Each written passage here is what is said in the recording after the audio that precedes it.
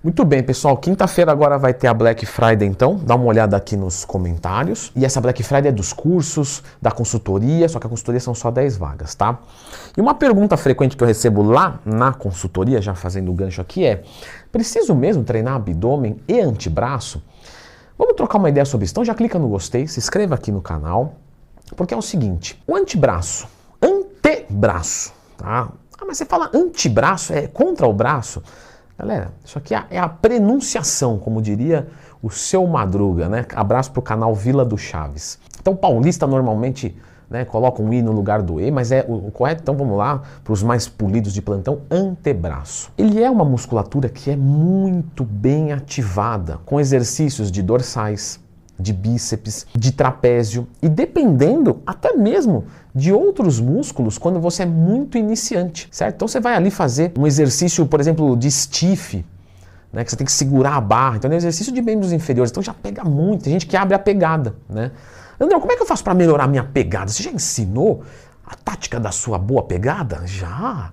Lembra de procurar Leandro Twin, mas tem o Leandro Twin, mas como ter pegada boa, que eu ensinei aqui. Pegada, no caso, sabe quando você está fazendo exercício e começa a abrir as mãos? Isso a gente chama de pegada, tá? Essa outra aí eu não posso te ajudar, porque eu não revelo os meus segredos, até porque eu não tenho nenhum. Quando a gente fala, pessoal, então, de recrutar muito antebraço nessas situações, nesses exercícios, pode ser que seja suficiente, dependendo do objetivo. Então, vamos primeiro setorizar, né? Primeiro antebraço, depois abdômen. Num stiff, numa puxadinha, né, vertical, num terra, numa remada, num exercício de encolhimento, na própria rosca, rosca direta, rosca alternada, exercícios de bíceps, certo? Fica tranquilo, não vai acontecer nada na academia. Pode ir treinar. Nesses exercícios você recruta muito o antebraço, é verdade. Só que o que a gente tem que lembrar? Esse tipo de recrutamento, o que ele vai promover para mim? E o que eu quero? Porque é o seguinte: se você está falando de função motora, você levar a pegada até a falha e tal, e abrir, fantástico.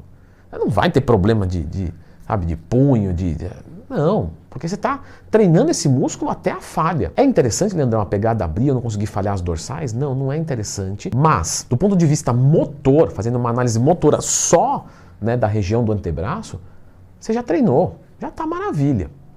Só que é o seguinte: isometria não hipertrofia. Você quer o que aqui? Não, Leandro, eu quero hipertrofiar, eu quero ter o antebraço, né, de mutante. Então, nesse caso, galera, não vai funcionar. Então você tem que fazer exercícios de antebraço de forma isolada. E com movimento, carga, ir até a falha, igual você treina ombro, costa, qualquer coisa.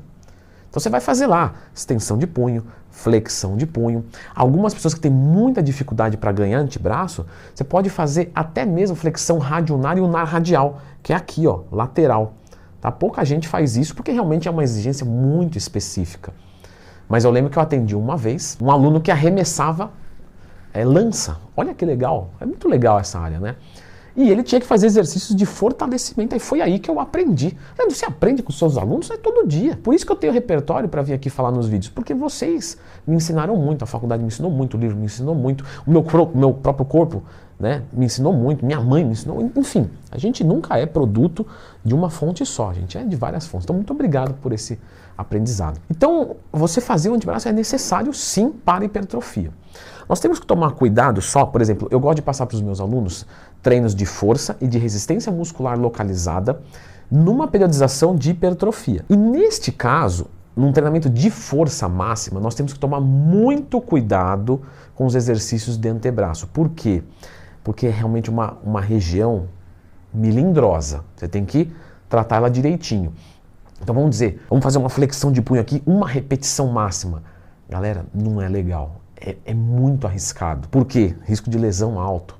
Então, num treino de hipertrofia que você faz 8, beleza. Num treino de RML que você faz 15, beleza. Num treino de força é melhor não. E você não precisa. Por quê? Porque num treinamento de força, você vai fazer uma remada, beleza, mas você vai fazer a remada, porque você vai fazer 1, 2, 3 repetições máximas. Então é muita carga. Então, sabe, o antebraço já vai sofrer. Mas, Leandrão, aí não vai hipertrofiar, porque foi o que você explicou lá. Isso, mas não precisa, porque esse treino é de força essa semana, então eu não estou preocupado exatamente com isso. Então, num treino de força, normalmente a gente melhora só a pegada mesmo, para conseguir fazer os exercícios de forma pesada e a pegada não limitar o movimento.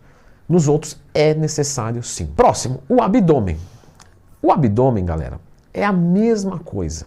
De novo, você vai fazer uma barra fixa, você vai trabalhar o seu abdômen. Vou fazer uma paralelinhas, né? Me lembrei aqui de um caso muito engraçado que eu passei um exercício que chama, né, mergulho, aquele de tríceps, e o aluno mandou uma mensagem para mim falando que não tinha piscina na academia dele para ele mergulhar. A gente riu muito, e eu só tô falando aqui porque a gente riu. Ele falou, pode falar nos vídeos porque eu tô começando mesmo, eu não sei, Leandro, me perdoa, eu tenho material de apoio, eu não vi.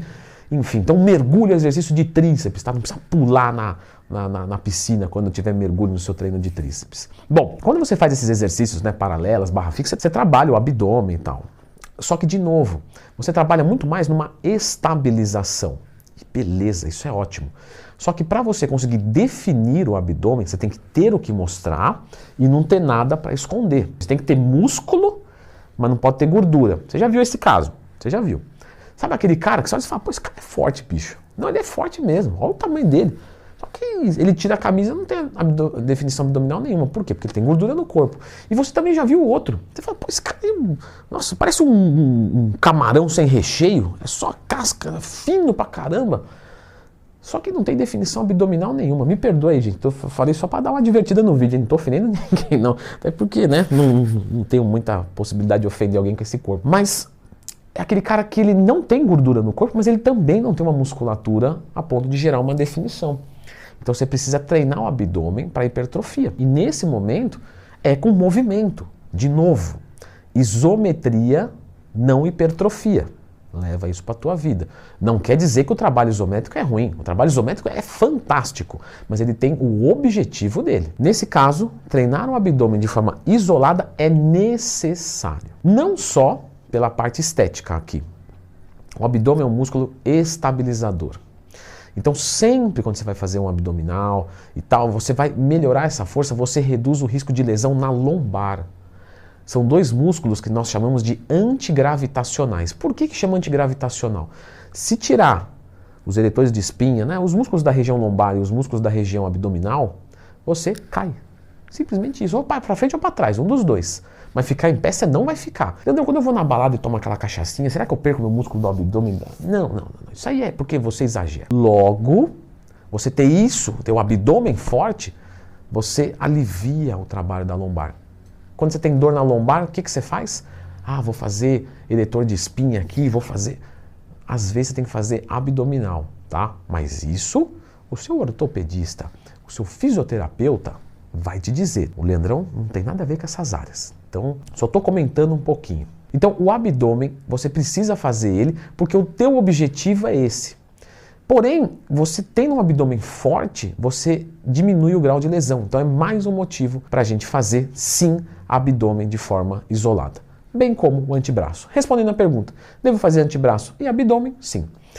Um último ponto que eu acho só legal comentar para as meninas. Meninas, quando eu falo, às vezes eu falo só para vocês, mas quando eu não falar é porque é para todo mundo, tá? Eu não esqueci de vocês não, pelo amor de Deus. Algumas mulheres não querem ficar tão musculosas na parte superior.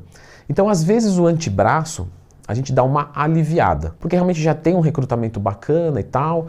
Como eu disse, motoramente ela vai se encontrar bem e ela não quer hipertrofiar essa região. Então, neste caso, alguns casos de mulheres, não precisa fazer antebraço, porque ela não quer hipertrofiar esse lado. E a parte motora não vai ficar comprometida, porque já é recrutado em outros exercícios. Então, vale essa observação especial. Então, vamos trocar uma ideia aqui de condutas para se chegar num abdômen definido. Vídeo recorde aqui do canal, mais de 1 milhão de visualizações. E agora vai ter mais uma que é a sua. Algumas condutas essenciais para você chegar no abdômen definido. Eu sei que te interessa. 10 minutinhos, vai, dá uma clicadinha aqui.